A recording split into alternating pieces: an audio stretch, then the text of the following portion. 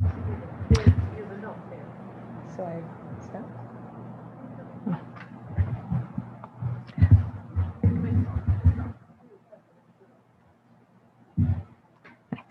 Good afternoon, everyone. My name is Jessica Byron. I am the director of the Institute of International Relations. And it is my pleasure to welcome all of you. Good afternoon, everyone. Yes, sorry about that. To welcome you all to our virtual orientation ceremony.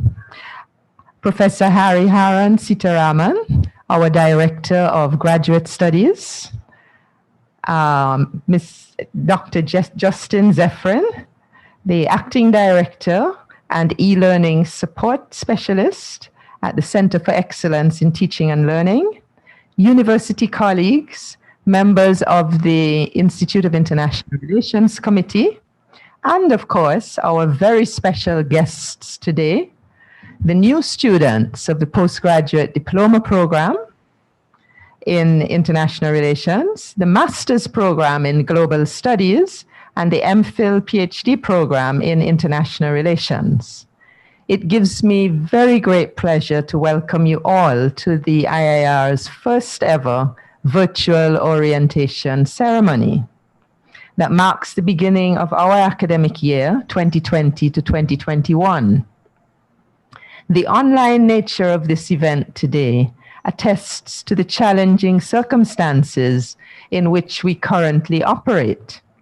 The tremendous efforts the entire society is making to keep normal life functioning during a global pandemic, which is causing us to rethink and reconfigure almost all our social and economic practices. I want to congratulate all our new students for having had the tenacity, focus, enthusiasm, and of course, courage to start your new academic journey at this time. Rest assured, the staff of the Institute of International Relations and the support services of the wider U.W.I. St. Augustine campus will do our very best to inspire you, support you, and guide you throughout your program. We will be making a special effort to get to know you and provide opportunities for you to get to know us and to communicate with us despite the virtual delivery of classes that is currently operating. Our virtual doors, our emails, our phones, etc. are all open to you whenever you need to consult and ask questions or make suggestions. Now, you are beginning your graduate studies in international relations at a time of disruption, uncertainty, and challenge. But this is also a very exciting intellectual moment, full of opportunities. Most advances in knowledge, technology, and social organization are made in times of crisis. Now is no different, and the field of international relations is challenged to its very core by the new tests and questions that COVID-19 is presenting to states and societies, to international organizations, to international production and trade networks, global mobility, and the services sectors. All these problematiques invite us to reflect, to investigate, to debate, and to add to the existing knowledge and its structures. So this is a very exciting intellectual journey which lies before you. And at this moment, I wish you bon voyage and all the very best in your endeavors. Finally, I want to just remind you for a moment of the significance of the institution that you are now joining.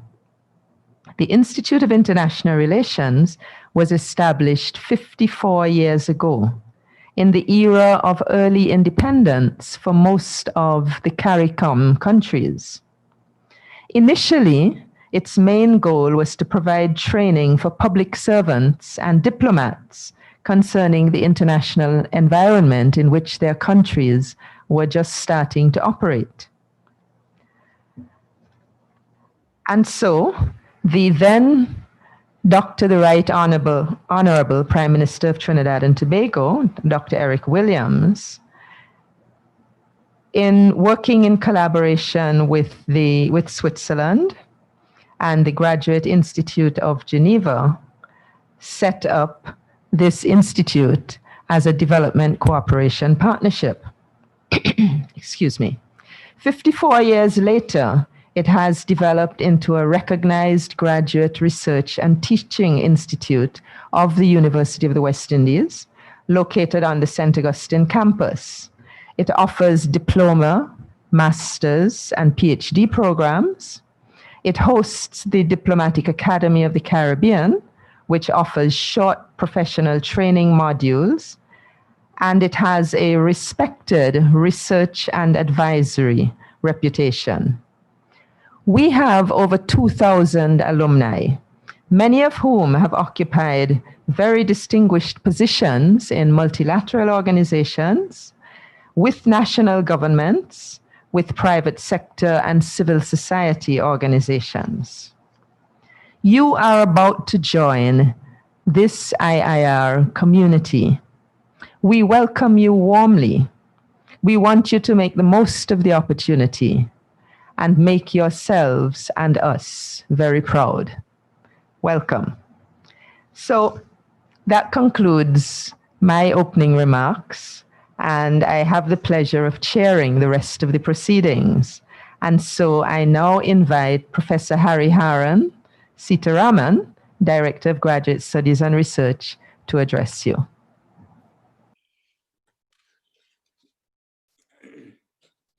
Thank you, Professor Jessica Barron. My name is Hari Sitaram. I'm the Director of the Graduate Studies, School of Graduate Studies. We operate from the Student Admin Building.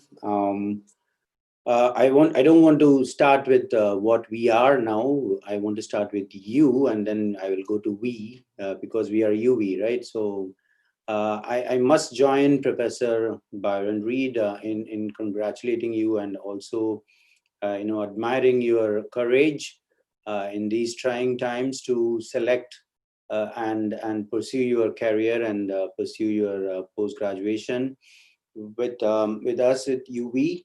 And I must say that as an outsider to the IIR, I'm having a medical background, but still I know that IIR is one of the flagship institutions of this campus, and I have heard quite a bit about it. And the graduate programs are very popular and very detailed, and you will definitely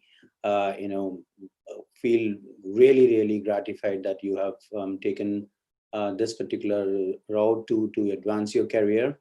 And the international relations, and as Professor Byron Reed said, is much more important in the current context of pandemic. And I'm sure that you will all contribute so much to the region as well as to the wider world. And I'll tell you that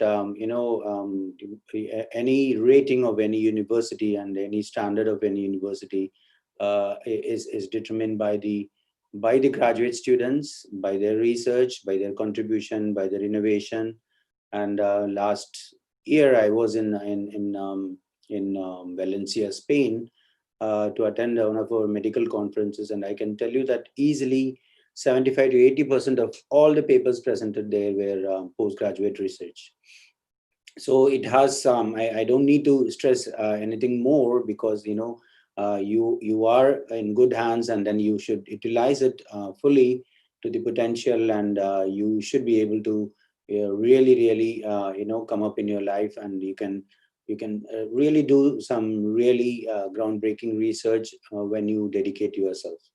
So that is for you, and then we are actually School of Graduate Studies and Office of Graduate Studies, and the Senior Assistant Registrar who heads the Office of Graduate Studies is Mrs. Deborah Charles Smythe. You would have heard the name. And we have a very, very hardworking team here. With all the pandemic and moving towards digital applications and all this stuff, we are still trying to move things very fast. And throughout your career, you will be interacting with all of us, and you can always approach any one of us here for any problems, any issues you have, registration issues, any registerial issues.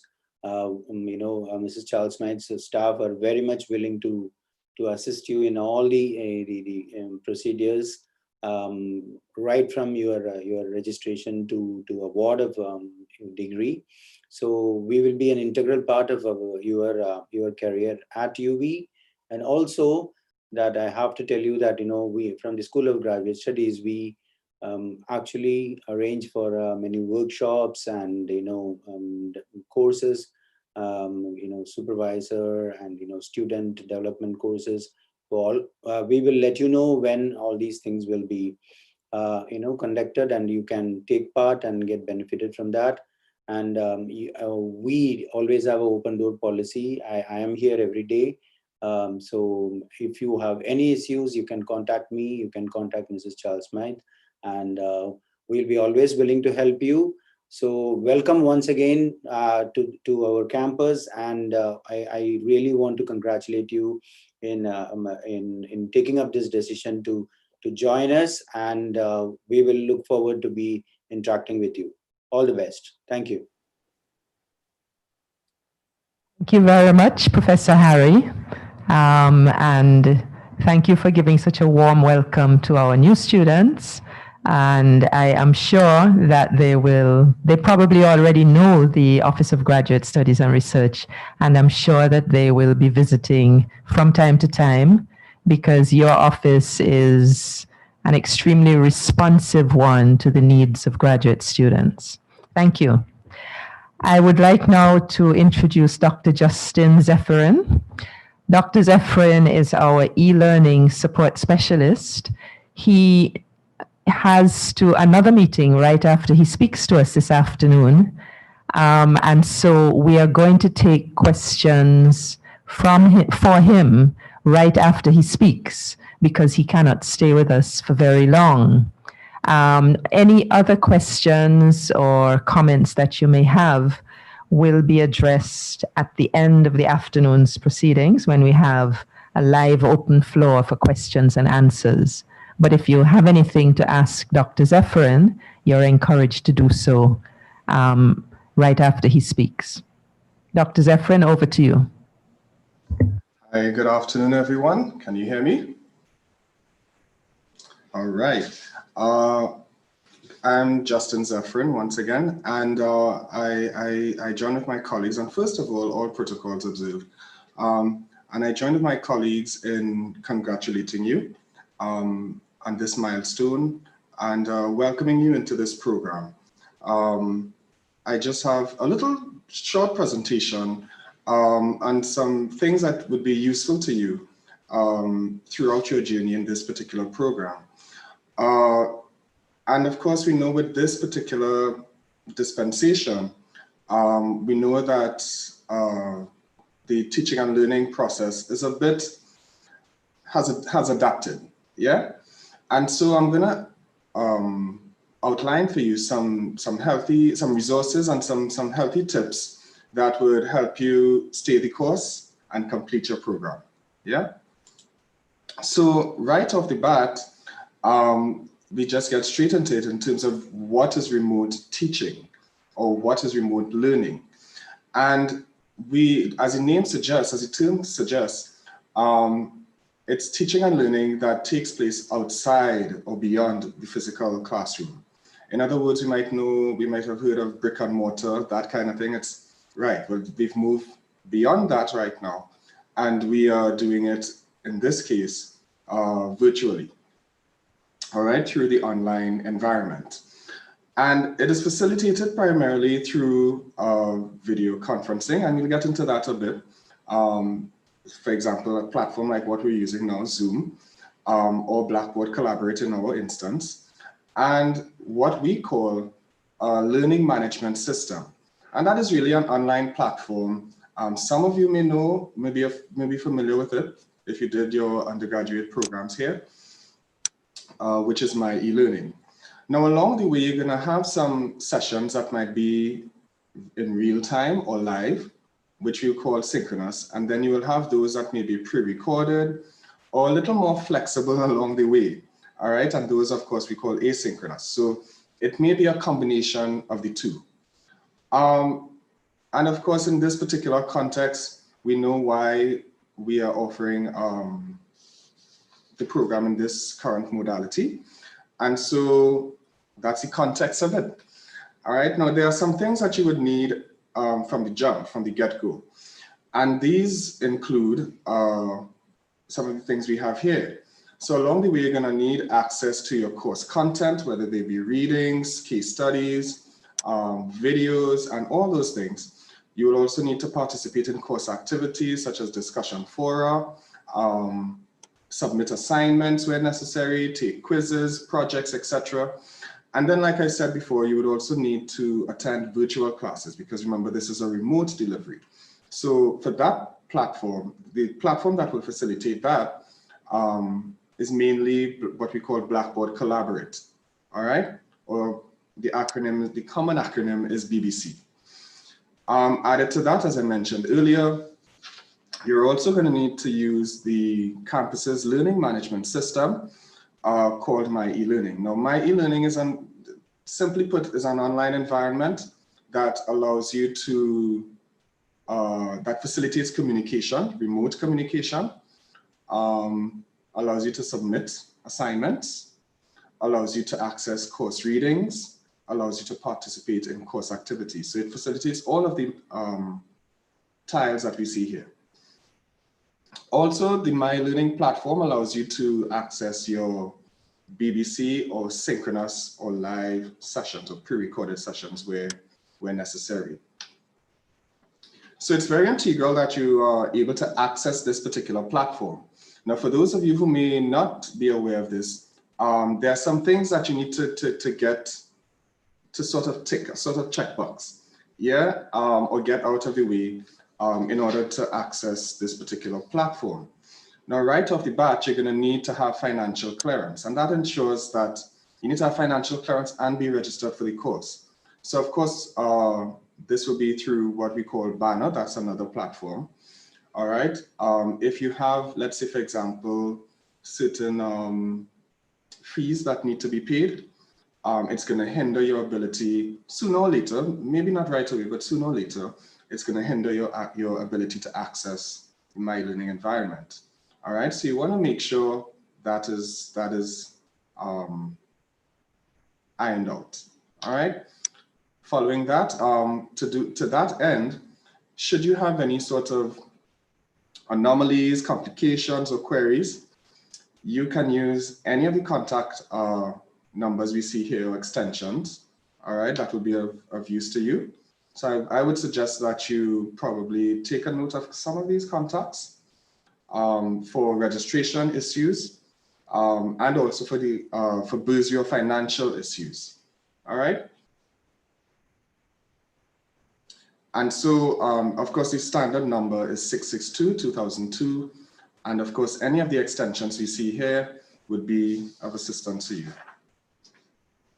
And this would assist you in sort of ironing out those issues, those technical things that could provide hindrances to your access to the platform. All right, now right off the bat, these are the links that you would use to access My Learning. Now, for Banner and other services, you might probably need to go to www.sta.uwi.edu. But if we're going specifically to My E-Learning, sometimes you may not need to access the course registration site. You may not need to access other platforms, your student email, all right? You might just need to go straight to My E-Learning in order to access your course content. In that case, the URL or the web link that you would use is myelearning.sta.uwi.edu. All right. And once you use that URL, it's going to take you to a page that looks something like this, where you will insert as your username, it will be your student ID number, your official student U.W.I student ID number. All right, that usually starts with a 80 something something something or 040, you know, it varies. All right, and then you will also need to identify or insert your U.W.I password. All right, and that I think is of course private to you. So following that, you click the login button. If, however, you may have forgotten your password, then you would see on the graphic on the right side there, you can simply click forgotten your username or password, and it prompts you to identify your account via your student ID number, and then change your password accordingly. All right. Now, once you log into the platform, it takes you straight to your dashboard. And your dashboard is that space that some people call it a course portal page because it presents all of the courses you have registered.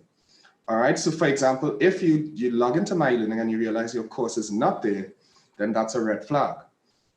Because then that would mean that for whatever reason or somehow you didn't successfully register to that particular course. All right, and then you would need to possibly send an email or use one of the previous numbers I highlighted to iron that out. So once you get to this particular dashboard, these three tiles are just little snippets of some salient things on this dashboard. Of course, right off the bat, you're going to see some of the courses that you have in your profile, so courses that you registered for, and that will be your course overview. And that is the graphic extremely on the right. And then you would also have, if you don't see a particular course, sometimes you might need to search for a course, in which case you see the graphic on the extreme right, where you can search for your courses by course code. But this may not necessarily be the case. Usually it appears in your dashboard by name. Now, in addition to all of this, for those of you who may not be quite familiar with My E-Learning, we do have some support avenues there. So you would also see a block. Usually it's at the bottom of the page on the right column of the page, where you have useful guides, user guides, manuals, video tutorials, and so on, that will guide you along the way. So if you need to know how to access your course content, how to submit an assignment, etc., those tutorials are there. All right, and everyone has access to it, to those courses, including Blackboard. All right, which we'll get into in just a bit. Now, there are some things that right off the bat you will need along the way, and this is why it's so important to be able to access to ensure that you have access to My Learning, because that is the platform that you will be using to access your the lecture notes, attend your online lectures, your synchronous sessions, submit assignments, communicate, and that sort of thing, whether it's through the course discussion forums, and that sort of thing. All right. Now, once you log into My Learning, you found your course in your dashboard, you're going to click on that course title. All right. And then it's going to open up the course for you. Now, the course can vary, not considerably, but slightly from course to course. The look and feel of it, that is. This is one example of what it may look like. Some other courses may be more differently laid out. Yeah. So you're going to see perhaps an introduction in the beginning, a sort of welcome note. You're going to see some standard things such as a discussion news forum, which functions as your bulletin board. Now that tool, allows you to stay abreast or keep abreast of any sort of happenings in your particular course. All right. Also in this particular platform, you're going to have links to external sites, external platforms. So it's a sort of one-stop shop that you're gonna need as you progress through not just individual courses, but your entire program, yeah? So some of the main technology platforms, and the reason I'm highlighting the technology platforms because these ICTs allow you to keep your head above water, yeah, to progress through the entire program, because remember it's a remote delivery or online delivery. So you may be familiar with Banner already if you've registered for your courses. And I just told you about my e-learning. And then we also have Blackboard. And Blackboard functions just like Zoom as this platform we're on here. Blackboard Collaborate, you're gonna need that to attend or participate in the live course lectures and also to access recordings. So that would be a synchronous and asynchronous function, yeah? Now, enough about that for a little bit. You might be wondering about, especially if you're not used to online learning, I wanted to provide you with some useful tips that would help you along the way. And first off, I would recommend that you try to visit your course site every day. It doesn't have to be for very long, but at least every day. So at least you keep in the loop or up to date with any sort of announcements, whatever posts, discussion posts, for example. So try to visit that course site every day. And I just showed you how to do that in my e-learning. You want to try to allocate a couple hours a week for your course. And it varies from course to course, of course. But so I hope you caught that pun. But so, generally, you can aim for about 6 to 8 hours, that is a ballpark, basically, in terms of the time that you would need to devote to each course, yeah? So let's say if you do the math, let's say at least an hour or two a day should be sufficient, all right? Then you also wanna have some sort of interaction. Stay in touch with the rest of your class, with the rest of your cohort, because we know that in the online platform, it's very easy to feel isolated, to feel lost, to feel, like you're struggling to keep up. I would recommend that you not only participate in the My Learning discussion forums and so on, but also, if you are comfortable with it, you can create a WhatsApp group, all right, for your particular cohort. And even if you're not used to doing it, you don't want to share your contact number, you can also do it via a hyperlink to get persons to join a WhatsApp group.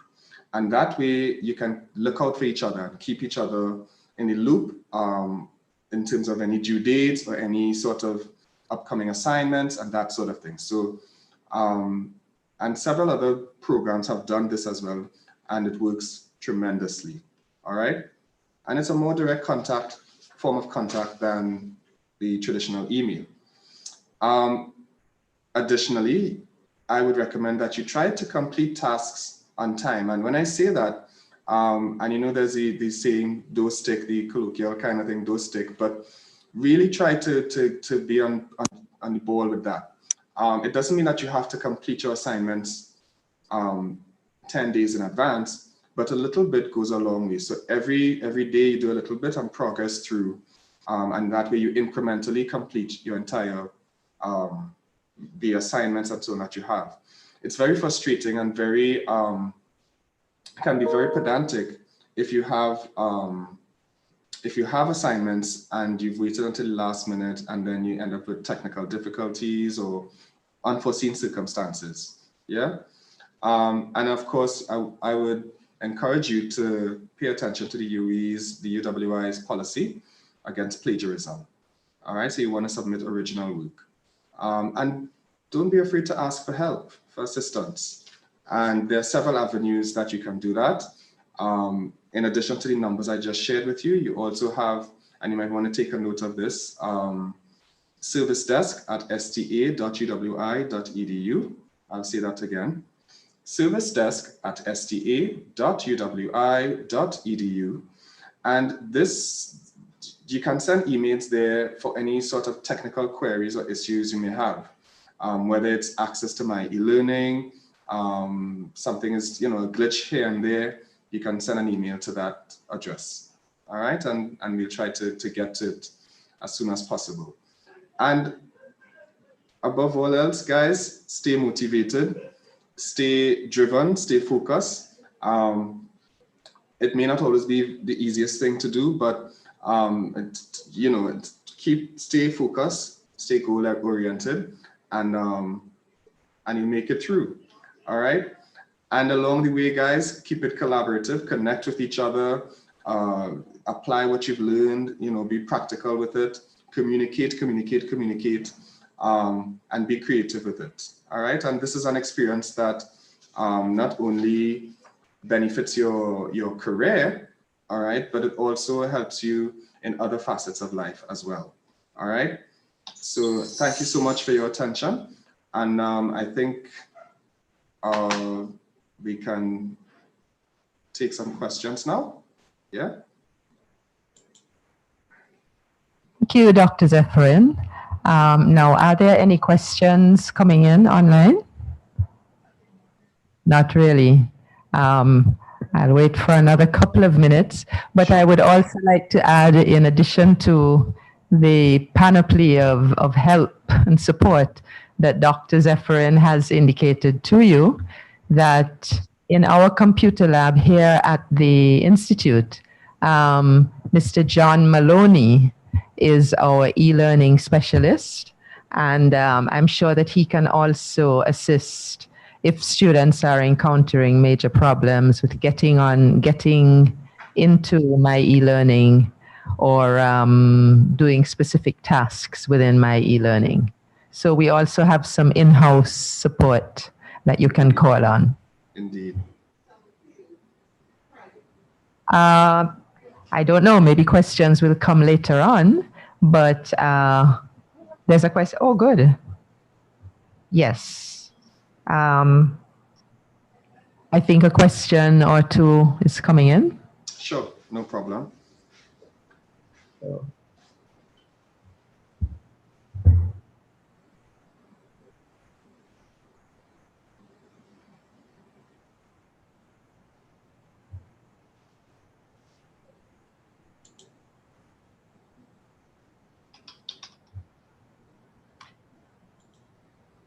Yes, where is it?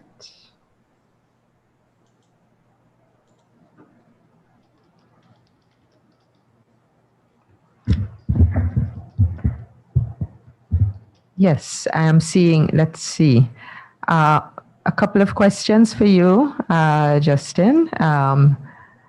One is, where do we access Blackboard Collaborate?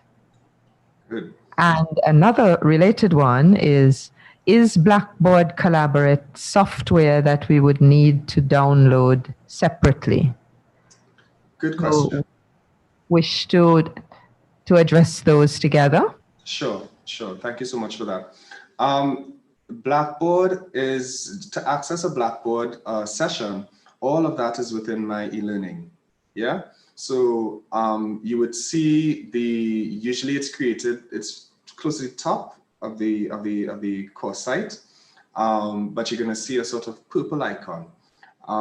You click on that and it takes you to within the Blackboard room, and then you click on the particular session that you need. Now, we also have, and I'm going to probably post it in the chat subsequent to this, a site that would help you along the way, not just with Blackboard, but My Learning, Blackboard, Turnitin, and a host of other platforms that may be of use to you. So yes, the short answer to that question is you can access Blackboard through My E-Learning within your particular course. All right. The other part is the other question I believe was if Blackboard is an additional software to be downloaded. No, not necessarily. I would especially if you're doing it through your course. All right. Once you click on the course, it'll open up a new browser, not a new browser, a new tab, for example, or a new page. And it may just ask you to test your mind, similar to what you did here. The only difference with Blackboard and this is that, you would need to, if you're accessing it from a mobile device, you would need to download a mobile app to access Zoom, or the Zoom mobile app. With Blackboard, you don't need to do that if you're accessing it through My eLearning. Yeah. You may need to update certain things, I would say that. Keep in mind that Blackboard, and you'll see it on the site as well, Blackboard does not, it works best on Google Chrome. Yeah. Sometimes, sometimes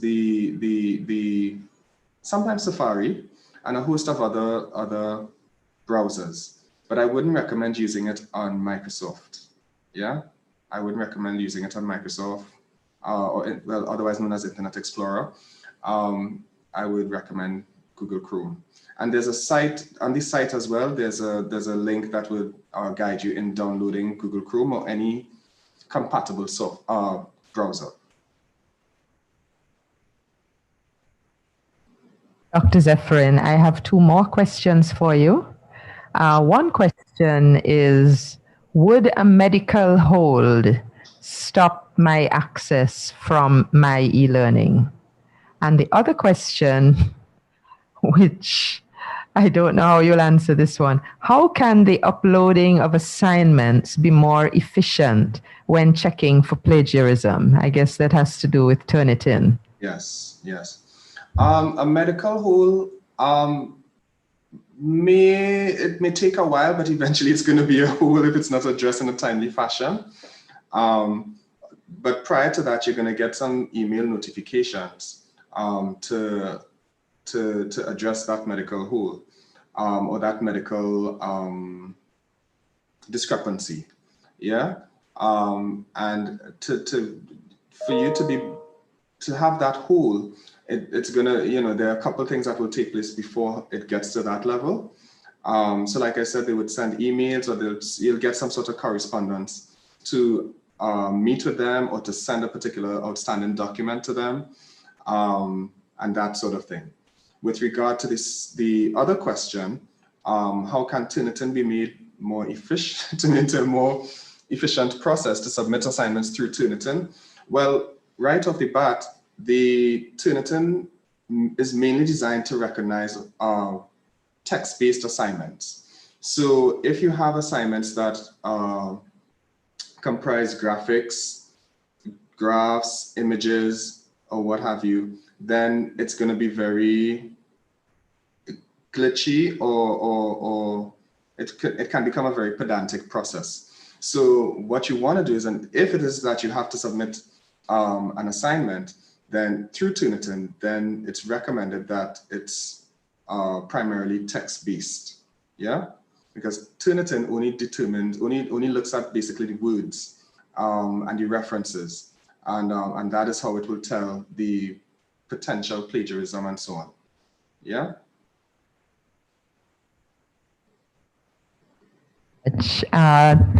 Thanks for your patience, Dr. Zephyrin. I think we've exhausted the questions for you. And thanks for the presentation. I would like to introduce Mr. Matthew Seeley. He is the postgraduate president in the Students Guild. Good afternoon, Mr. Seeley. Hello, good afternoon, everyone. I am getting just a slight technical difficulty on my video starting. That's okay.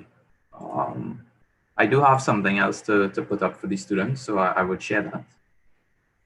So my name is Matthew Seeley, everyone. And firstly, I would just like to say a special good afternoon to Professor Byron, Professor Harry Haran Sitaraman from the Office of Graduate Studies, and to the members of staff from the Institute of International Relations, as well as other departments from across the UWI St. Augustine campus.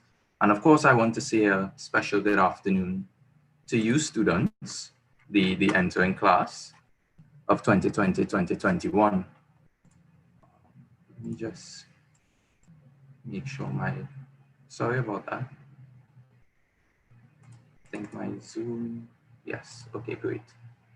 I hope you all are seeing the presentation. Can anyone confirm for me in the chat if it's up, by the way? Seeley, yes, it is up. Okay, great. Thank you very much. So yes. So, you know, before I really tell you about the Postgraduate Guild and the Staff Association, what I must firstly say to you is congratulations on beginning this journey. You know, and I want to say I wish you all of the most success and the best experience as you pursue your program here with us in the U.W.I. STA. You know, I remember myself about 2 years ago, actually, you know, first starting my orientation session, and I too was really excited as a student. You know, I had a lot of questions. I was really interested in the campus and what it had to offer for me as a postgraduate student coming directly out of the undergraduate space. The one piece of advice I would give you as a fellow student is we would have been hearing from the director of the institute. We would have heard from the director of Office of Grad so far. We'll be hearing later from the members of staff.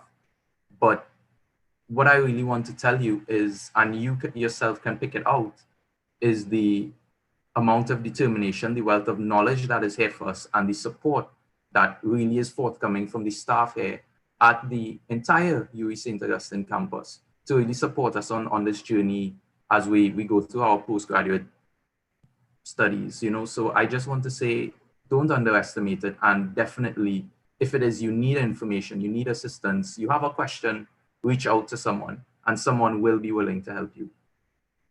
And so, you know, moving on from that, I really want to just tell you all a little bit about STAPS. And I'm sure you're wondering again exactly who I am. So I would tell you, my name is Matthew Seeley, and I am a postgraduate student like you.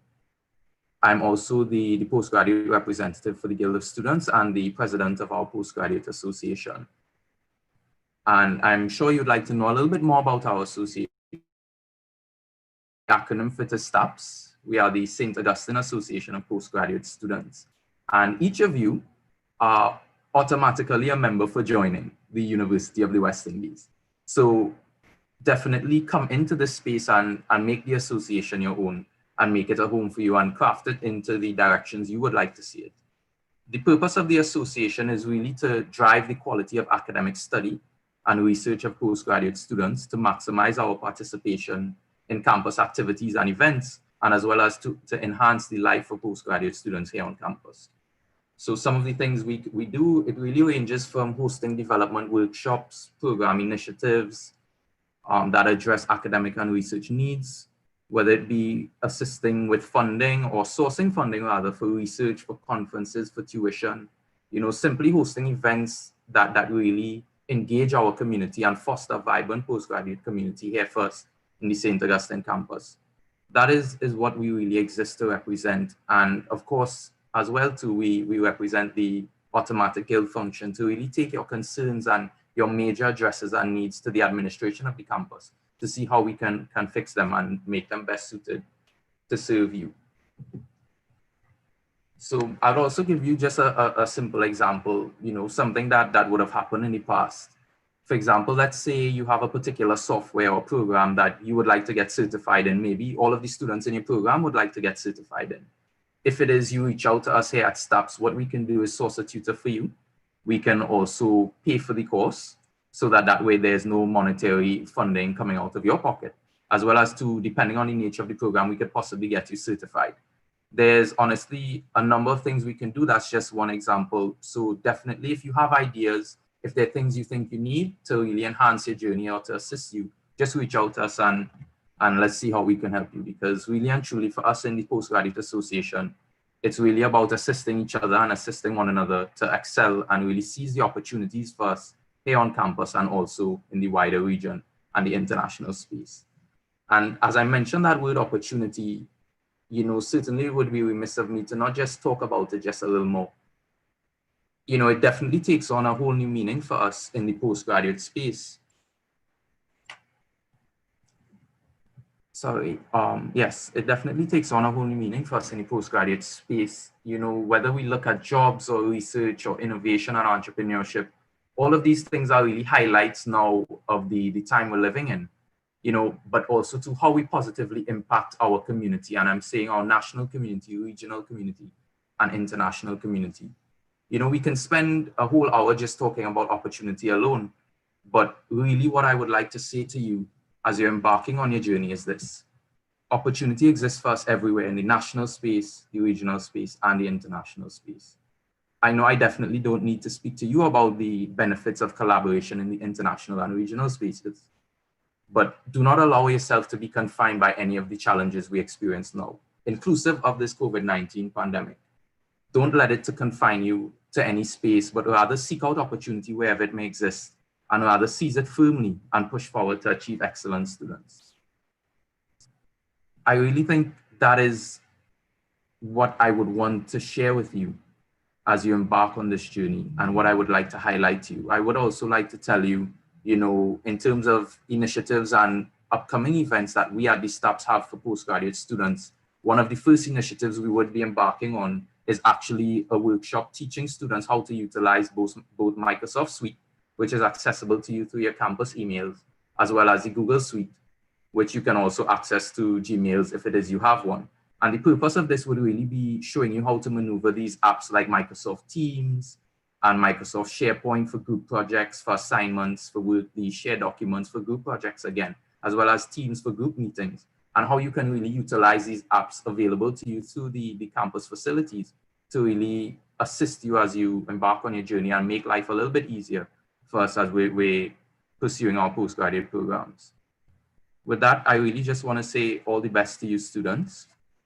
I wish you all the best as you embark on your journey. Push for excellence, and I'm sure you'll find it along the way, students. I really don't want to tell you goodbye, but rather just see you around, because I'm sure we'll be interacting again soon. And I'm really hoping to interact with you all again soon. So all the best, and please just remember to wash your hands, wear a mask, and do remain safe and well during this COVID-19 time. Thank you very much. Mr. Seeley, and we look forward to interacting with you again. At this point, we are going to have brief messages from the coordinators of the three programs.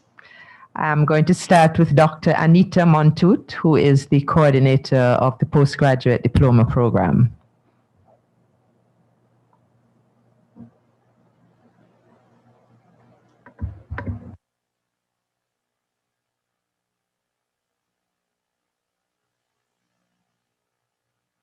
I think her mic is off. Montut, is your mic on? Yes, thank you very much. Professor Jessica Byron, Director of U.W.I, Director of Graduate Studies, Dr. Zephyrin, Acting Director and my learning specialist of the Center for Excellence in Teaching and Learning, our postgraduate guild representative, colleagues, and our valuable clients, our students. I would like to wish you a very special welcome to this virtual orientation today. I would like to join our director and the speakers before me in congratulating you on your acceptance to pursue postgraduate studies. But I want to emphasize specifically that you need to be congratulated, because under trying circumstances, in spite of the challenges, despite the pandemic and the fear that surrounds it, that you have taken the bold and the brave step to pursue your education. And that tells me a lot about you. It tells me that it tells me something. It's a reflection of your determination on your drive and what we can expect of you in the program. So I just want to tell you, you are welcome here, and it is very courageous and very brave of you to do that. So a special welcome on all of those different levels. I have a few points, remarks to make to you that may be helpful to guide you as you pursue our program. The first point I want to emphasize is the importance of getting to know your lecturers. You know, I know in primary school and even secondary school, and unfortunately, it has filtered into even undergraduate studies where students stay away from their lectures as much as they possibly can. But this is a graduate program, and I could tell you that one of the hallmarks of the IR is that we are a community and we are a family. I was a student at the IR. I began my postgraduate studies in 2002, and the person who recommended the program to me was a student and was a lecturer at the time, told me about it. And when I came, I saw it was so. There is an atmosphere of care and love and appreciation for our students. And we want our students to know that and to experience that despite the trying circumstances and the difficult circumstances, there are several ways that we can reach out to each other. And this journey is a collaborative one, especially what is happening now. You won't be able to succeed. Well, we will not be able to succeed without you. We need your cooperation, we need your collaboration, and vice versa. So this is a collaborative affair, and we need your help and we need your cooperation to be able to help you succeed. Our job here at the Institute, as faculty and as other staff of the Institute, is to help you succeed and to help you have a productive time at the IAR. So I urge you to reach out to the lecturers. Our addresses are on the course outline, and there will be arrangements that will be put in place to let you know when is the times that that we will be available to meet with you virtually to discuss any concerns that you have. So in terms of your collaboration, I would say one of the important things is to communicate. We would not know what to do if you do not tell us what it is. So I can't emphasize more the value and the importance of communicating. Ask questions. The speakers before me have said that. Ask questions, voice your concerns. Do it as long as you do it in a respectful manner, in a courteous manner. We want to hear the challenges you are having because we need each other. We need you to help us make it through these difficult times. And as I said in the very beginning, I could see the fighting spirit and the determination that you have. So I don't expect to have many challenges, but I just want to give you an extra push that in light of the fact that we can't see you face to face and we need to maintain our community spirit, we need you to reach out to us as we reach out to you in this environment. The other thing I want to encourage is, as I said, communication is very important. I know students have challenges sometimes with coursework assignments and so. And we understand as long as the students would communicate and indicate what the challenge is, even if it's not in detail. But the main point I want to make is to say that you need an extension or have an issue in advance, not after the deadline, but ahead of the deadline, and we can work with you along your journey. The final thing I want to say, we'll have an opportunity to meet as a group, as the diploma, as I am the coordinator for this semester. So I'm going to leave some more details for when we meet as a group. But I want to just encourage you that you need to pace yourself and to balance your academic life with other things in this current environment. Take time to relax, do things that you enjoy. Although I said that you are a fighter, I don't expect you and you will not be as productive if all you do is work. Take time to do things that you enjoy, do something relaxing, watch a movie, because when you go back to it, you will find yourself being much more productive. So I am happy to meet you here virtually, and I will be in touch with the postgraduate diploma students very shortly after this meeting to arrange a chit chat and getting to know you better.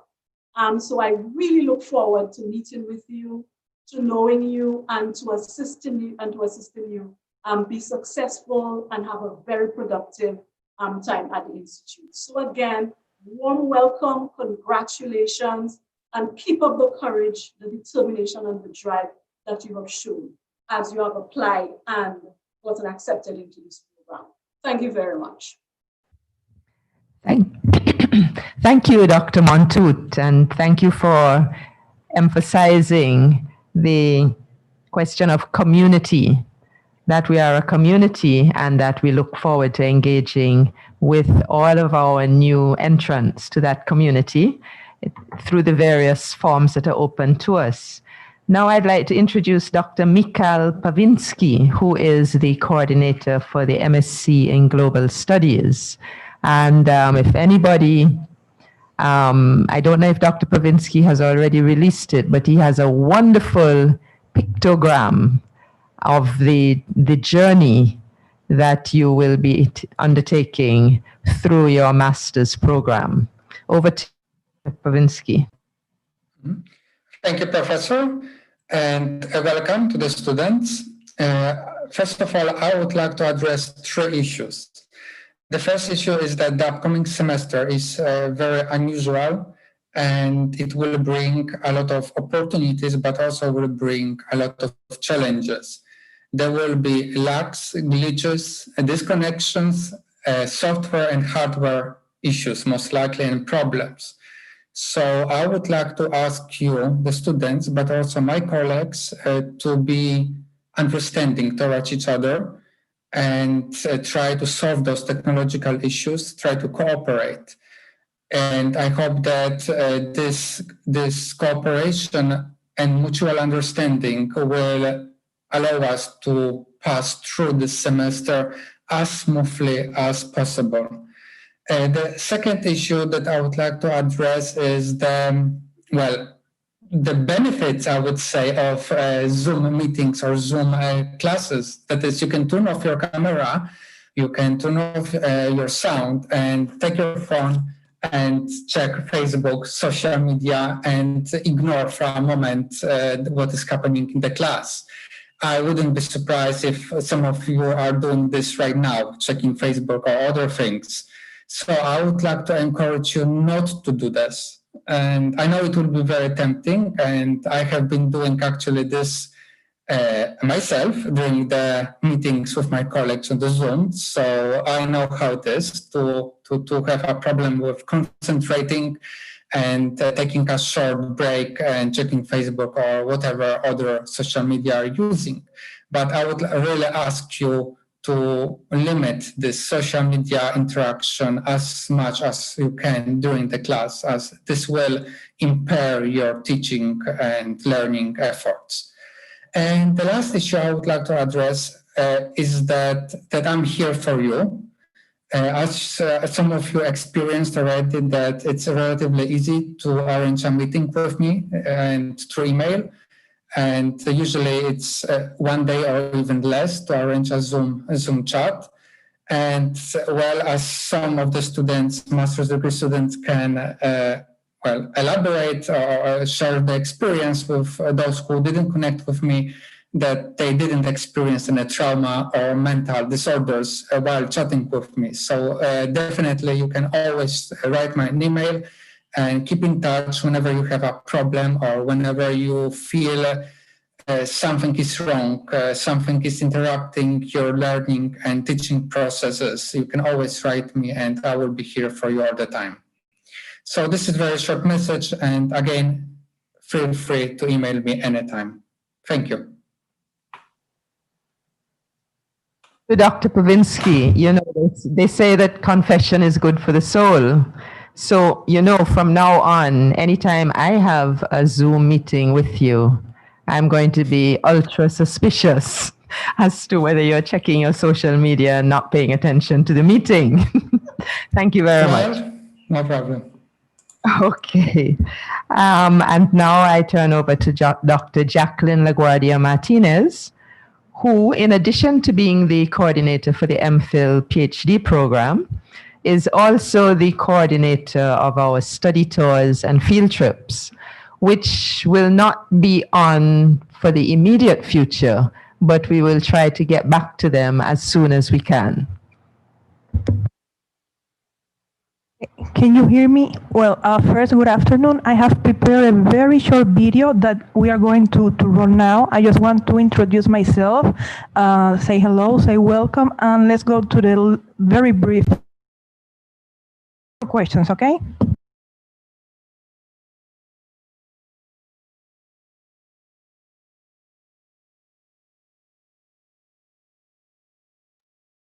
Thank you very much. Well, welcome all of you. Thank you, colleagues, for making this session possible.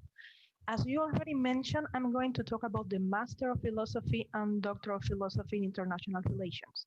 This is the program that will have more emphasis on the research area and the research perspective of the international relations.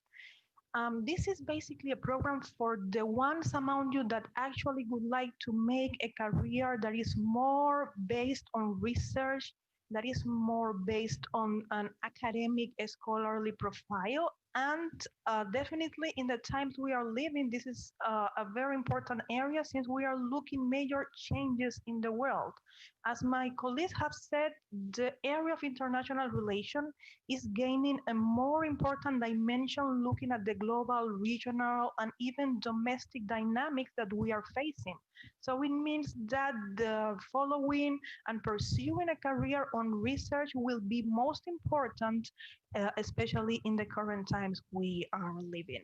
So I will just briefly introduce what are part of the main requirements and characteristics of our of the program of Master of Philosophy and then becoming a potential PhD candidate and finally obtaining a degree in international relations on the most upgrade level in terms of research. Well, as you can see, I'm sharing some slides and you can check the main requirements of this program. Nevertheless, I would like to invite all of you to go and check on our website because there is a lot of detailed information that you can actually have access to if you visit the Institute of International Relations website within the U.W.I platform. But nevertheless, I would like to stress a few important information that I believe you might be interested on. Well, first, I would like to stress this is a research degree. The fact that it's a research degree means that you are required to show grades that speaks already about your capacity and acquire skills on research.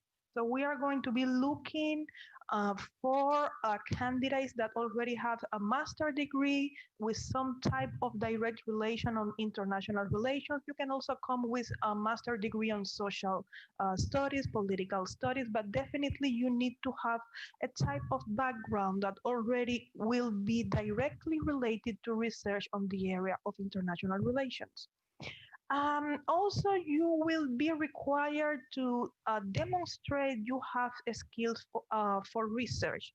And how are we going to measure that? Because part of the requirements is for you to approach to us not only showing your CV, but only showing an initial proposal. So you need to be very careful again in trying to locate, in trying to identify a research area that is relevant to the international relations field. Even if we are talking of a program that has to do with research, it does not mean that you are not going to be required to do some type of courses. And as you can see in the requirements, there is an amount of coursework you will be demanded to do as well. And it will change depending if you decide to follow the path of an MPhil or if you decide to upgrade to a PhD. And this is also something very important. Most of our candidates will be accepted as master, as MPhil candidates. And while you transit your way and you make your research and you make progress on your research, then you will be evaluated in terms of are you going to be allowed to actually becoming a PhD candidate, or you might be, or you prefer, maybe you will prefer to choose and complete the MPhil. So all of that is part of this very dynamic process that I would like to stress is a very individual path, because we are talking about a research degree. Pretty much each a student follows a very individual type of lonely, I might say, journey. Research in for an MPhil PhD sometimes could be very challenging, sometimes could be very demanding. So this, I would like to stress the importance for students to be especially equipped in terms of having this mature resilience in terms of research and in terms of the determination that will demand from all of you to engage in this journey. Nevertheless, I don't want to be very negative because we will be more than happy to have you here as part of the Master of Philosophy and Doctor of Philosophy in International Relations. But it is important for you to know that it will demand a lot of individual responsibility and commitment. But if you have that, and if you have the determination to becoming a researcher on the field, we are equipped at the Institute to give you all the support and to guide you in terms for you to be able to finish the degree. So usually the time you will spend will change. There are students that have the possibility of signing as full-time students, and we have most of our students actually prefer to register as part-time. It depends of your other obligation. It depends of your own individual circumstances. But the program at least will have you engage in it between 3-4 years, and the amount, the length of it will change depending again on your individual circumstances. I thank you very much for your interest, and I'm sure that we will find very determined students that understand that they have a special commitment and desire to be out there researching and making important contributions, and we will be welcoming you on the institute. Very much, Dr. LaGuardia. Students, if you have questions for Dr. LaGuardia, those will come a bit later in the question and answer session. Right now, I would like to introduce our librarian, the head of the Norman Girvan Library, Mrs. Cheryl Farrell. The library is, of course, one of the most important resources that you have in any of our academic programs.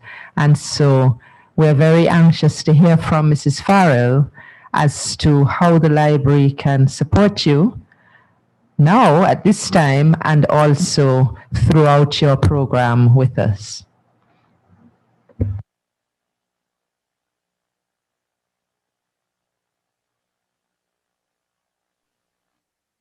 Hello, everyone. Can you hear me?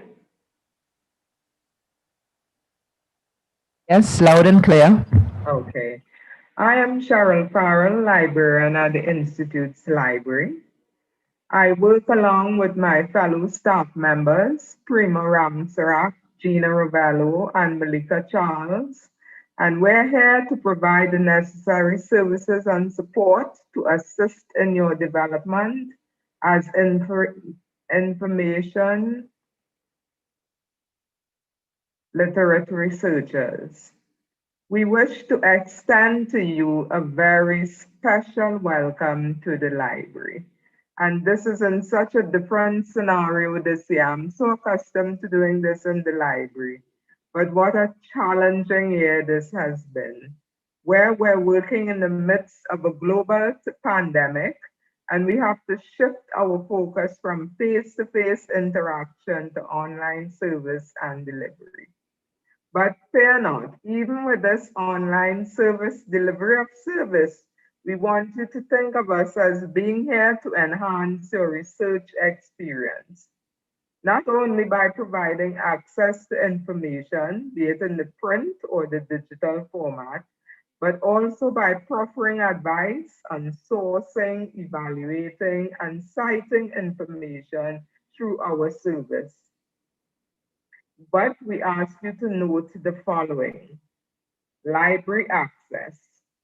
Due to national protocols, our libraries and on-site collections, facilities, and services are currently not accessible. Staff at the libraries do keep working both on-site and remotely to support your education and research needs. As such, our library is finalizing arrangements for a service for the return and loan of library material at the recreation room of the Sir Arthur Lewis Hall of Residence, St. John's Road, St. Augustine. Our days would be Mondays, Wednesdays, and Fridays from 10 a.m. to 2 p.m. We will advise you of the startup date of this service, though most likely it will be Monday, September 14th. In the meantime, we wish to alert you to the fact that the campus libraries offer an extensive range of online resources, such as ebooks, e-journals, electronic databases, past exam papers, U.W.I Space Institutional Repository, theses, the thesis guide, and their guides, which we call LibGuides, pertaining to referencing and research.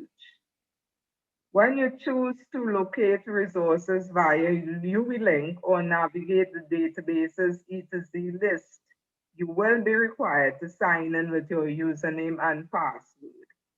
In addition, a lot of open access resources are also being continuously added. Virtual library orientation sessions are also being scheduled for you. When we are ready with our session, we'll send an email to all our students, letting them know when this will be available. But there are also sessions at the Alma Jordan Library, which will take place during the week of September 14th to 18th. We will also arrange sessions pertaining to referencing with the Chicago Manual of Style and using EndNote. If you have any queries or concerns, please remember to utilize the Ask a Librarian service, which is readily available off of our webpage, or call us on any of the extensions provided, and even email us. To keep updated with events, activities, etc., we ask you to keep checking our Facebook page and our webpage. These will keep given the very fluid environment at which we are operating, they will reflect all updates on all aspects of our services. We have no idea what the semester will continue to look like, but we do hope for the best, and we will continue to offer our services to the best of our ability, given the circumstances. We're here to help, to assist you all along the way. Once again, welcome, and we wish you all the best with your program of study here at the Institute. Thank you. Thank you very much, Mrs. Farrell. And I would like to remind all our students that it's always a good idea to regularly check the website of the Institute of International Relations, the website of the Norman Girvan Library, and of course the website of the Diplomatic Academy of the Caribbean, because there's lots of useful information on all three websites concerning what we do, what activities are on, and how we can help you. So especially at this time, please check our websites regularly. I now turn over to Ms. Ikana McAllister, the head of the IIR Secretariat, who will be doing a video, I think.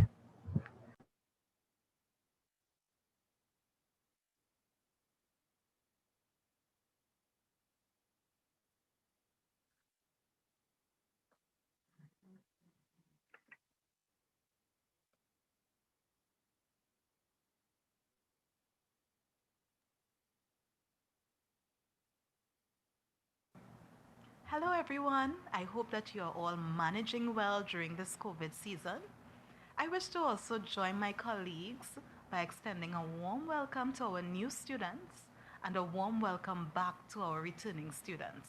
I am Ikana McAllister, Administrative Assistant at the Institute, charged with the responsibility of overseeing the Secretariat and all administrative matters. Should you have any questions related to registration, examinations, schedules, maintenance, or events, please feel free to contact me or a member of the Secretariat team via email at iirt@sta.ui.edu or by phone at 1-868-662-2002 extension 82084. The Secretariat team comprises of the following members. First, we have Ms. Michelle Siraj, Senior Secretary. Michelle functions as Personal Secretary to the Director, and she's also responsible for all administrative matters related to the MSc, MPhil, and PhD programs. Secondly, we have Ms. Zara Weeks-Reiser. She is responsible for administrative matters related to the postgraduate diploma program, events, and maintenance issues. Thirdly, Ms. Chanel Munsami, Clerical Assistant, manages the processing of applications for the diploma and MSc programs, website, and social media pages. And finally, we have Mr. Leo Joseph, who is responsible for procurement and financial matters. In addition to the Secretariat staff, the Institute has 2 IT technicians, Mr. Gerard Modest and Mr. John Maloney. Please feel free to contact them for any technical support required via email or phone. Their particulars will be emailed to you. A couple items for noting. All new students are required to register for the foreign language as a year-long course, including those of you who have already requested or will seek an exemption. Once the exemption is approved, your transcript will be updated to reflect the same. For those students who would have satisfied the requirements for INRL 5010, having completed the postgrad diploma, and you are now enrolled in the MSc program, please note you are also required to register for INRL 5010 and complete the exemption form. In the case of MSc students, registration for the research paper INRL 6000 is only applicable after successful completion of all taught courses, that is, during the summer registration period. We are in the process of mailing welcome packages to all first-time new students. Ms. Munsami and Ms. Weeks-Reiser will be in touch with you to confirm your mailing address, as the packages would be sent via TT Post Courier Service. I wish to bring to your attention that the Institute have a few items on sale. We have our IIR polos, the Institute's 50th anniversary publication, and issues of the Caribbean Journal for International Relations and Diplomacy. For more information on these items, please contact the IIR Secretariat. Finally, please follow the Institute's social media pages, Facebook, Institute of International Relations, and for Instagram, iir.U.W.I. And be sure to check our website on a regular basis. Thank you, and best wishes for a productive year ahead.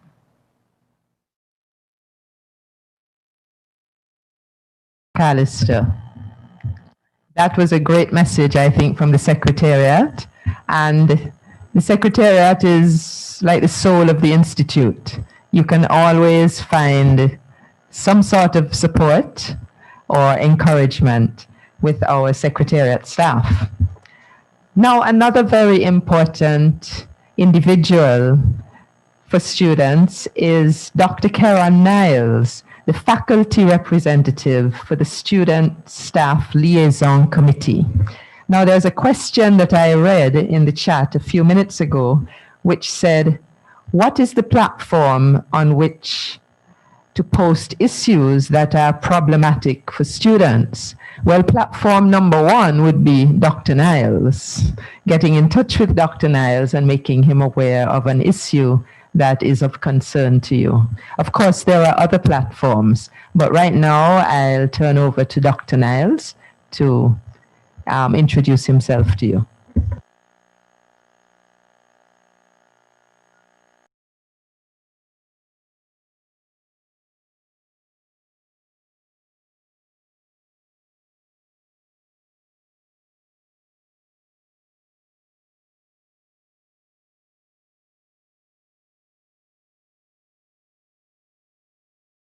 evening, and welcome to the Institute of International Relations. My name is Karen Niles, and I'm a lecturer here. I teach a course called Climate Change, Economic and Policy Options for Small Island Developing States. It actually begins next week, Tuesday at 4 p.m.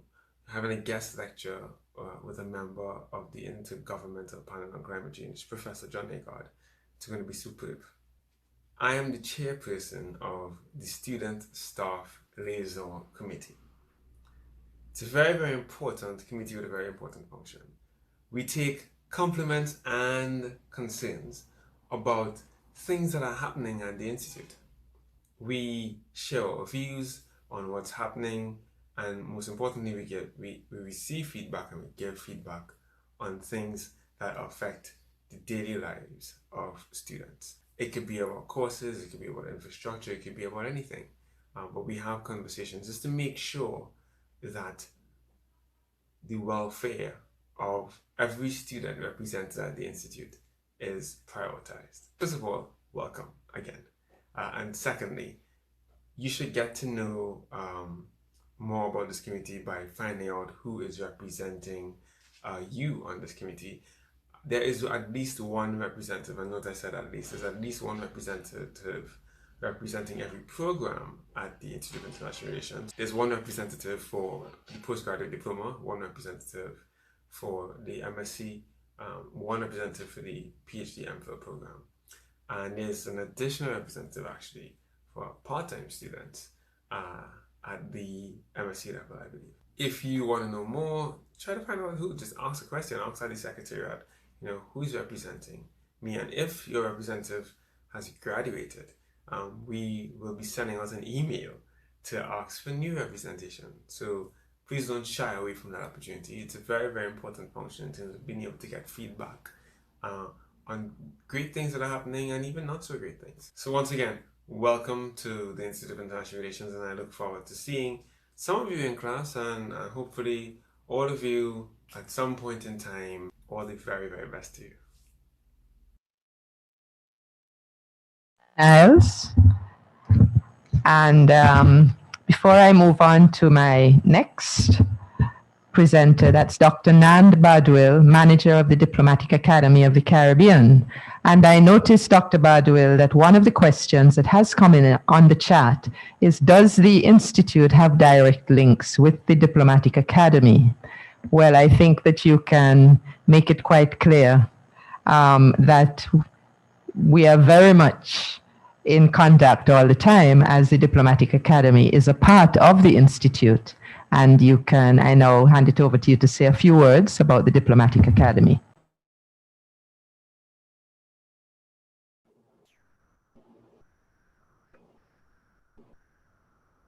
Thank you very much, Professor Byron.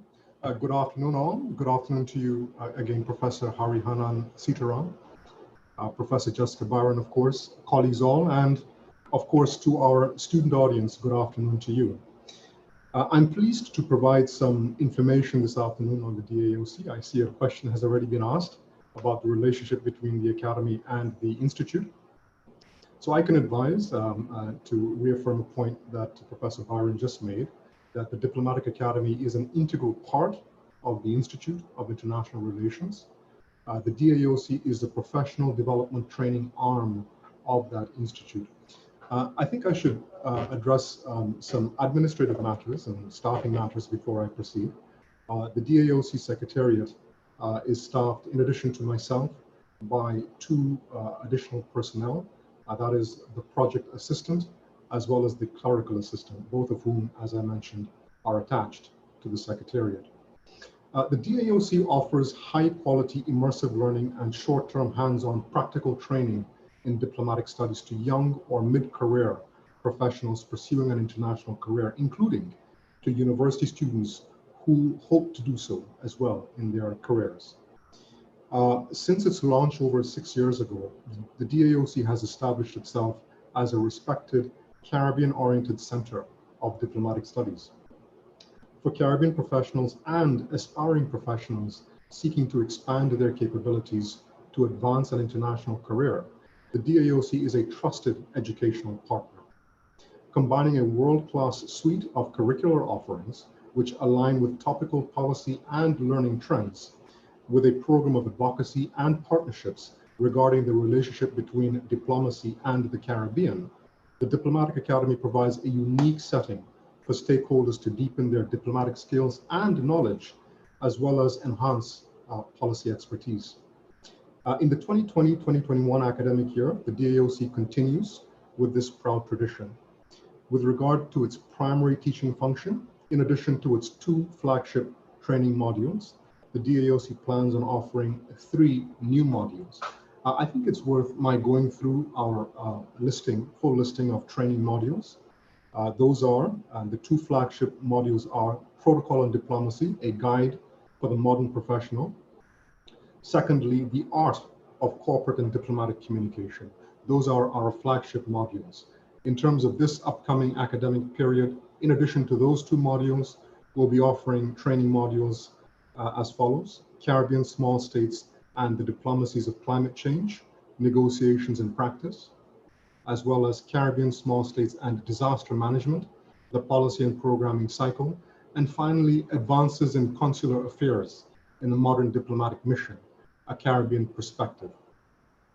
So upon completion of training modules, learners will be awarded with a certificate of training.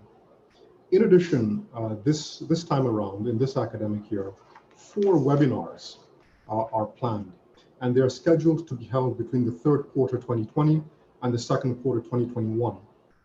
I'm pleased to call attention to the first such webinar, which takes place on the 22nd of September from 9:30 a.m. to 12:30 p.m. Atlantic Standard Time, under the heading, quote, "The Caribbean and the Coronavirus Crisis." The subheading is Big Problems for Small States. So information on this particular webinar can be found on the DAOC's website, which is accessible via the Institute's website. And I would encourage you to visit our website for further details, including on registration regarding the upcoming webinar. For further details as regards the DAOC's academic curriculum, I would encourage you to visit our website. There is a document entitled just that, the DAOC's Academic Curriculum 2020-2021. A full listing of the courses I just mentioned is outlined therein, in addition to some additional information on those module offerings. I would pause for a moment here to mention that the certificates that we offer, I believe, in my estimation, and certainly based on feedback we've received over the years, is a good complement, in fact, a valuable complement to the postgraduate education you'll be receiving through our parent department, the Institute of International Relations. I would go a step further and suggest to you that, again, based on feedback we've received from our alums along the way over the last 6.5 years, the certificates that we have can indeed provide you an edge on the job market. So the rollout of the DAOC's curriculum comes at a challenging time, and of course my colleagues have spoken to this. These are challenging times, not least because of the COVID situation and the COVID outbreak.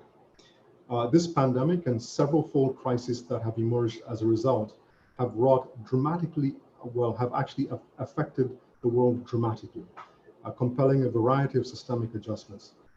Higher education, like most other sectors, is going through an especially difficult time, making adjustments of its own. So like the U.W.I, the DAOC is adjusting how it conducts its affairs, with the health and well-being of its stakeholders top of mind. This will be most apparent in terms of the Diplomatic Academy proceeding to leverage remote means of delivery in respect of its training modules. In closing, now more than ever, a complex, broad-based, and interconnected diplomatic and global affairs environment obtains. In order to make sense of and contribute to effecting real action on some of the most pressing challenges of our time in such an environment, sharpened diplomatic skills and deep policy understanding garnered from modern diplomatic education are essential. The DAOC can help you make a difference. So I would encourage you, as Professor Byron mentioned, to visit, in addition to the 2 other websites, to visit our website, access to which you can gain through the Institute's website. Find out a little bit more about us. Feel free to call in, to send an email. My contact details and those of my staff are outlined on that website. And I look forward, like my colleagues have also indicated, to serving you and to seeing how best we can assist in respect of meeting some of your educational needs in this very important area of international affairs and diplomacy. So with that, I thank you very much for your attention. Thank you very much, Dr. Bardwell, for that fulsome introduction to the Diplomatic Academy. We'll see if a couple of questions pop up in the Q&A. Now we have 3 testimonials from past students of the Institute, one from a graduate of our diploma program, one from the MSc Global Studies, and one from the PhD. And after those testimonials have finished, we are going to go straight into our Q&A.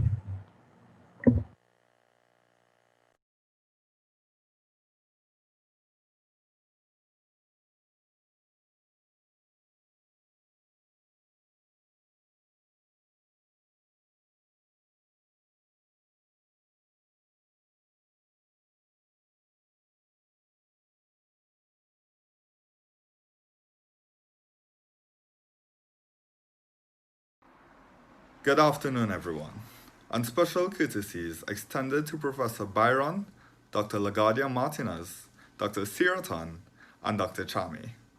And to all other faculty members present, a warm good afternoon to you. As for our special prospective students, I want to wish you a warm welcome and congratulate you on taking that first step into pursuing your graduate studies here at the Institute of International Relations.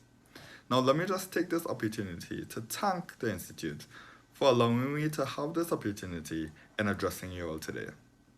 Now, having been a recent graduate of the postgraduate diploma, I must say that the opportunity has been phenomenal. Not only was I able to engage within the classroom, but through the Institute and through all the extracurricular activities I partook in, I was able to have what I'd fairly deem a holistic experience. Now, outside of the classroom, we had a lot of opportunities. The most memorable among them being the University of the West Indies and the University of Leicester summer program. Here, I was fortunate enough through the Institute to attend the University of Leicester in the United Kingdom. There, me and other like-minded individuals engaged in conversations, in approaching and tackling real-life problems and gaining real-life, pragmatic, practical solutions to these problems. Yeah, it's various topics such as global health, the environment, we discussed. In addition to this, we were able to be guided by and counseled by skilled educators, such as the sister of our very own Professor Byron. It was really a phenomenal experience.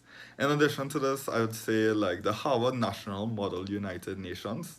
Now, for all of you budding diplomats out there, this is definitely something worth getting into. I say this because at the Harvard National Model United Nations, yeah, it's a mouthful, right? But at this conference, it is literally the best of the best, I'd say, students from universities all around the world coming together to tackle real issues faced at the United Nations and all the subsidiary bodies within the United Nations. Now, this, as you can imagine, provides great networking opportunities, great contacts, as well as great training for everyone looking to be involved in the foreign affairs ministries, as well as for NGOs that partake in overseas activities. Now, with the Harvard National Model United Nations, we, in my year group, we were fortunate enough to maintain the success streak that the University of the West Indies has been having. Yeah, and no pressure to you guys, but I'm sure you guys will do great as well. Yeah, so in summary, I'd say the experience was great. Both learning within the classroom and outside of the classroom, you're presented with a myriad of opportunities. You get to meet foreign dignitaries, diplomats, as well as persons of interest all throughout the world. You get experiences with persons who are known globally, and not just locally, not just regionally, but also internationally. Yeah? And it's up to you, the prospective students, to make the most of this situation. And through this, and through the supportive staff and lecturers that we have here, I'd say go for it. Now is the time to make the most of your situation. Now is the time to commit to this plan that will definitely better your life. I thank you.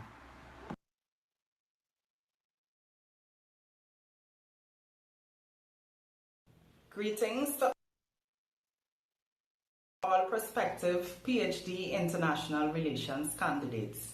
I'm Jenny Philip Durham, and I'm proud to say that I've completed all levels of my graduate studies at the U.W.I Institute of International Relations. When I began my postgraduate diploma, I realized that the institute was very family-oriented and the administrative staff were very student-centered, which for me meant that 50% of my stress was managed. Similarly, the academic staff were not just knowledgeable in their subject matters, but they were very accessible, supportive, and student-oriented. And throughout my PhD process, thankfully, those standards have never fluctuated. I've also benefited tremendously from the mentorship of my supervisor, Dr. Matthew Bishop, who was there to guide, support, and encourage me. From research publications to conference attendances and internships. The main academic reward for me has been the ability to establish myself amongst an amazing network of scholars and colleagues who share similar interests, and ultimately, the ability to contribute to the body of comparative research on Caribbean small island territories. Since upgrading from my MPhil to PhD, I've been maneuvering the worlds of management and academia. My background in IR has enabled me to function in diverse contexts, both regionally and internationally. I've benefited from leadership roles at institutions which make very important decisions for the education, policy, economic, and institutional trajectories of the Caribbean. I've also been able to serve on regional and international conference committees and become involved in regional and international projects that have allowed me to advocate for Caribbean small island territories and highlight some of the challenges we face in the multilateral and global governance arena. I'd end by saying that everyone's PhD journey is different, and it's definitely not without hurdles or disruption. Even for me, while working on the first draft of my thesis, I was simultaneously settling into a new job, migrating to a different country, and planning my wedding. However, I can confidently tell you that whatever you do along the journey, finding and maintaining equilibrium should be one of your top priorities. I'd say that my personal process was not only one of academic learning, but one of self-discovery, as well as holistic development. The added bonus was being able to transition from program to program at the Institute and gain a full appreciation of the important work we are called to do in the field of international relations. Thank you.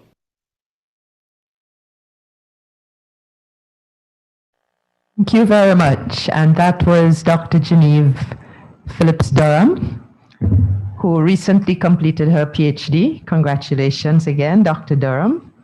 I would like to just mention that Dr. Phillips Durham is one of the conveners of a virtual conference on innovative islands that is going to take place in the near future. And we do encourage any interested members of the international relations community, particularly our students, to register in that conference if they're interested. And now we have our third video from Ms. Usha Lakan, who completed a master's in global studies about a year ago.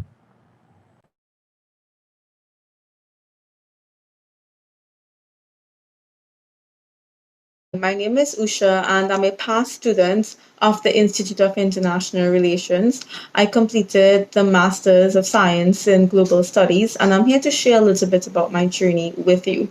So I came from a different background. I studied management studies and finance, and coming to IR was a little bit different for me because I had not really studied that in the past.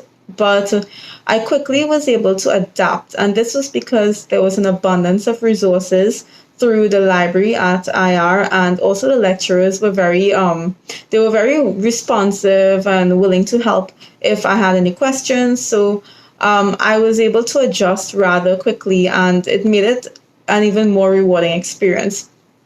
Throughout my journey, I was able to attend lectures, and I must say that the program has been especially rewarding because as students, we were able to meet with different experts in the field and ask questions. So there were diplomatic dialogues and special seminars held with diplomats, ambassadors. We met academics in the field of IR, or just different experts, and we were able to ask questions and get their feedbacks in different issues as it relates to trade or conflict resolution, for example.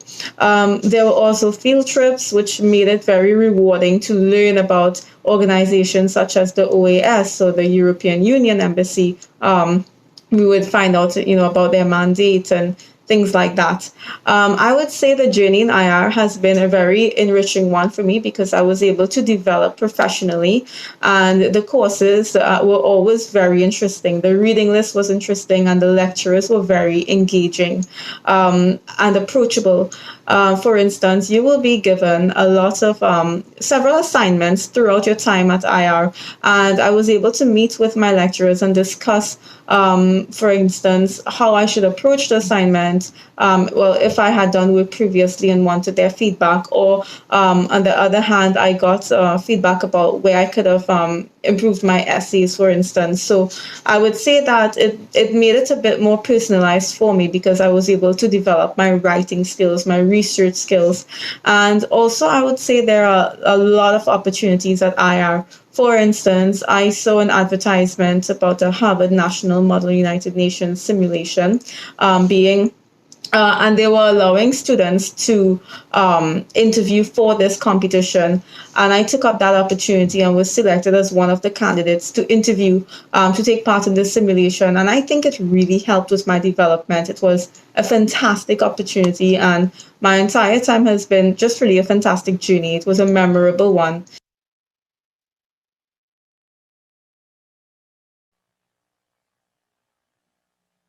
That's it in terms of messages and sharing from our side. And now we are open to questions from you. If there's anything that you'd like to learn more about. I think that I can start by answering a first question that came in during the last few minutes, which concerned the nature of our assessment. Are there going to be final exams, or are we going to be assessing you via continuous assessment? Now, let me point out that this semester, the coming semester, all your assessments are going to be by coursework, by continuous assessment. So there'll be 100% assessment via coursework in the first semester. I cannot yet say if that will continue to be the case during semester 2, because things are a little uncertain at this point. However, in general, the majority of courses at the Institute are assessed via 100% coursework. There are some that would normally also employ a final exam, but for the time being, we are using 100% coursework for your assignments. This does not mean that assignments are easier. It simply means that you have to put more effort into writing and doing projects and things like that over time. But I can confirm that in semester 1, it will be 100% coursework. While any questions may be coming in, I would also like to confirm that teaching begins on the 14th of September. The teaching semester has been delayed. The start of the teaching semester has been delayed by 1 week. You would have been expecting to come to class on Monday the 7th. Instead, classes will begin on the 14th of September. So please note that in your diaries. Any questions? Or is everybody tired after a long Zoom session? Yes, Mr. Seeley, you would like to say something about guild support? Yes, there was a question as to that came in a bit earlier as to what sort of support does the guild provide for students. If you would like to address that, please go ahead.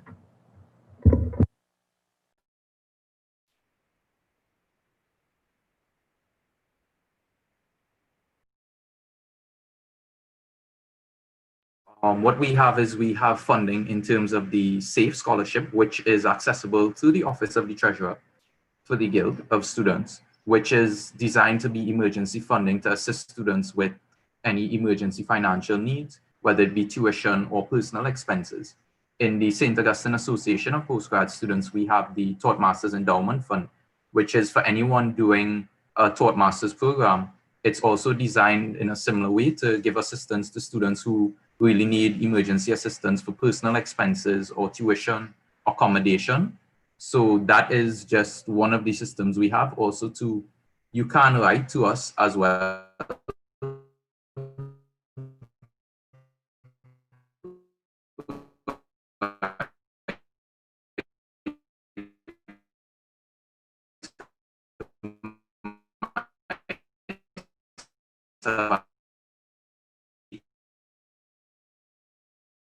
A bit of a glitch. In terms of particular individuals, but did I glitch out, Professor? Yes, there was a bit of a break in communication. You were in the middle of explaining the forms of emergency assistance that the Guild can provide. Oh yes, sorry about that. So I believe I was explaining the TMEF. That's the Taught Masters.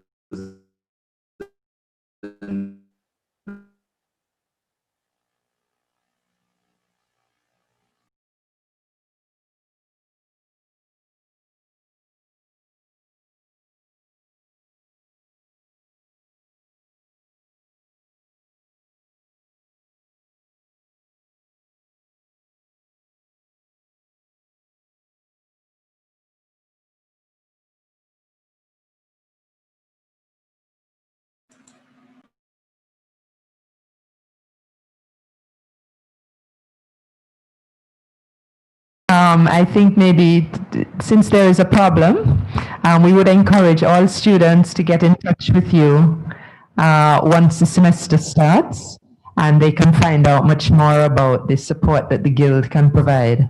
Are there any other questions? Maybe that's it for this afternoon.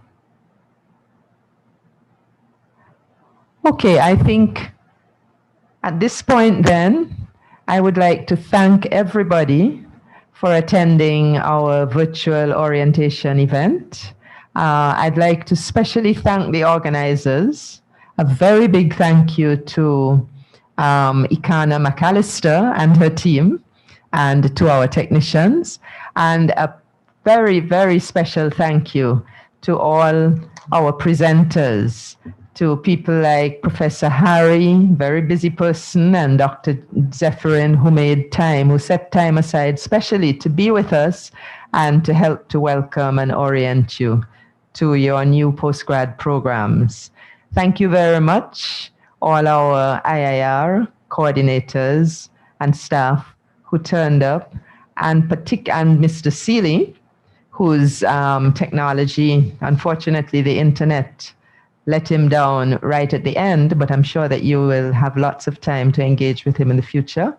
And a special thank you to our graduate students, both the incoming ones and others who joined us this afternoon. And I would like to end by wishing all of you a very, very successful year. And I think that even though at the beginning we may not have some of our customary comforts, we will find that we have lots of new experiences and probable new opportunities as we go through the year. All the very best to you for 2020, 2021. Keep safe and work hard. Bye-bye.